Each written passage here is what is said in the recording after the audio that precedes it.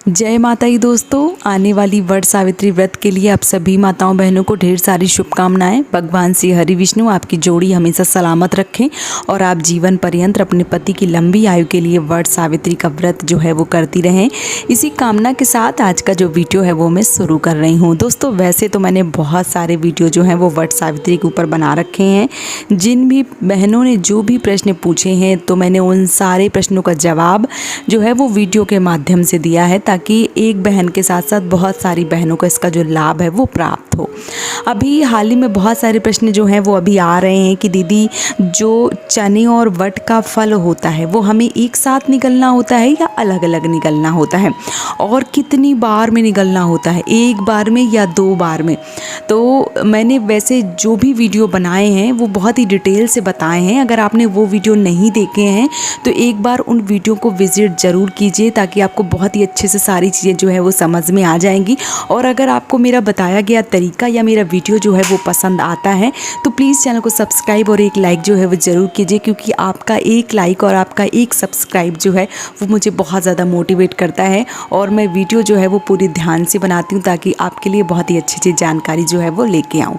चलिए अब मैं बात करती हूँ, एक बार फिर से मैं आपको बता देती हूँ चने और वट के फल को एक साथ खाना है या अलग अलग खाना है और कितनी बार में निकलना है। तो देखिए यही तो पूजा का मेन चीज़ है। पूजा वैसे बहुत ज़्यादा कठिन नहीं है। पूजा का जो एक सबसे कठिन वाला पार्ट है वो यही है कि एक साथ चने और जो वट का फल होता है वो निगला जाता है। अब आपके घर की परंपरा के अनुसार बहुत सारे लोग जो है वो 11 चने और एक वट वृक्ष का फल निगलते हैं।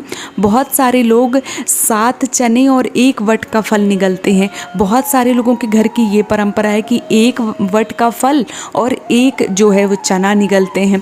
तो आपके घर की परंपरा के अनुसार जो है वो आप कर सकते हैं। मैंने अपने वीडियो में बताया है, एक बार फिर से बता दे रही हूँ कि चाहे वो फेरे हों या कोई भी चीज़ हो, चाहे तो वो पूड़ी हो या चने हो या जो आपकी बरगदाही जो गुलगुले बनाए जाते हैं, वो सब की मात्रा जो है वो 12-12 रहती है, क्योंकि एक साल में 12 महीने होते हैं और हर साल के लिए एक जो चीज़ होती है वो चढ़ाई जाती है। इसी प्रकार से जो चने हैं वो 12 ही निगले जाते हैं और एक जो वट का फल होता है वो अकाल मृत्यु से बचाने के लिए जो वट का फल है वो निगला जाता है। अब मैंने बहुत बार ये बताया है और आज फिर बता रही हूँ कि आप जब चने जो हैं वो भिगोएं, थोड़ी सी आसानी मैं आपको बता दे रही हूँ। जब आप चने भिगोएं, आप बहुत बड़े बड़े चने ना भिगोएं, मतलब आप पता चले कि आप छोले वाले चने डाल दें तो फिर तो निगलना मुश्किल ही हो जाएगा। तो ये चीज़ें आप ना करें। आप काले वाले चने जो हैं वो थोड़ी ज़्यादा मात्रा में डालें, क्योंकि जब काले वाले चने जो हम पानी में भिगोते हैं तो उनकी जो मात्रा है, क्वांटिटी जो है वो बढ़ जाती है। जब भीगे हुए चने बढ़ जाते हैं, फूल जाते हैं, तो सुबह उनसे जब जो सबसे छोटे छोटे चने हों वो आपको इकट्ठा कर लेना है। 12 चने एक साथ करना है। देखिए यही पूजा का सबसे ज़्यादा डिफ़िकल्ट, सबसे कठिनाई वाला पार्ट जो है वो यही है। और तभी तो जो सत्यवान जी के प्राण हैं वो चने के रूप में ही मिले थे। तभी तो जो चने हैं वो चबा के नहीं खाए जाते हैं। बहुत सारी हमारी बहनें हैं जो पता चले एक बार मुंह में डाल के पूरा चा चा चा करके चबा के और फिर से पानी पी लिया, गट्ठ हो गया।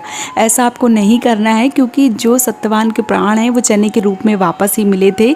और तभी जो सावित्री जी हैं उन्होंने वट वृक्ष के नीचे ही बैठकर चने का जो प्रसाद है वट वृक्ष के फल के साथ में निगले थे, ताकि जो प्राण हैं वो अंदर जाएंगे तभी ना वापस आएंगे। अगर आप उनको बीच में ही एकदम से कच कच करके खा डालेंगे तो वो प्राण तो कैसे क्या होगा। आप खुद ही समझदार हैं, मेरी सारी प्यारी प्यारी बहनें जो भी हैं, माताएं बहनें, वो सब समझदार हैं। एक बार फिर भी मैं अपनी तरफ से बताने की कोशिश कर रही हूँ कि जो प्राण हैं वो चने के रूप में अंदर गए थे। तो ये जो भाग होता है ये सबसे ज़्यादा कठिन होता है। और इसमें जैसे हर एक महीने का एक चना, तो मतलब 12 चने, और एक जो वट का फल होता है वो एक फल, मतलब अकाल मृत्यु से बचने के लिए तो 13 जो चीज़ें हैं वो निगली जाती हैं, खाई नहीं जाती हैं, चबाई नहीं जाती हैं, निगली जाती हैं।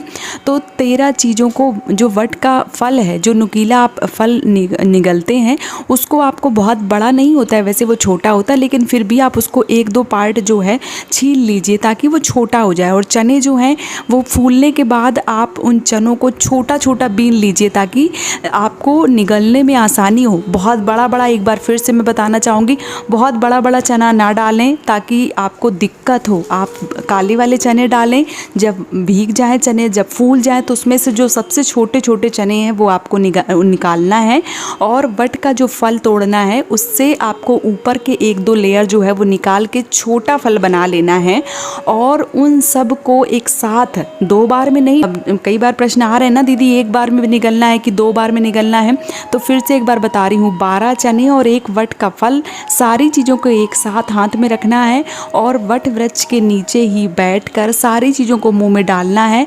पानी से पूरे जो है वो निगल लेना है, चबाना बिल्कुल भी नहीं है। बहुत सारी बहनें जो है वो चबाती हैं, तो चबाना नहीं है, क्योंकि जो चने हैं वही सबसे ज़्यादा महत्वपूर्ण है और उसमें ही सत्यवान के प्राण जो हैं वो वापस किए गए थे, इसलिए चने को निगला जाता है, चबाया नहीं जाता है। बार बार उसको नहीं खाया जाता है, बार बार नहीं निगला जाता है। एक बार में ही 12 चने और 1 जो वट का फल है, सारी चीज़ों को हाथ में रख के अच्छे से वट के नीचे बैठ के आपको निगल लेना है।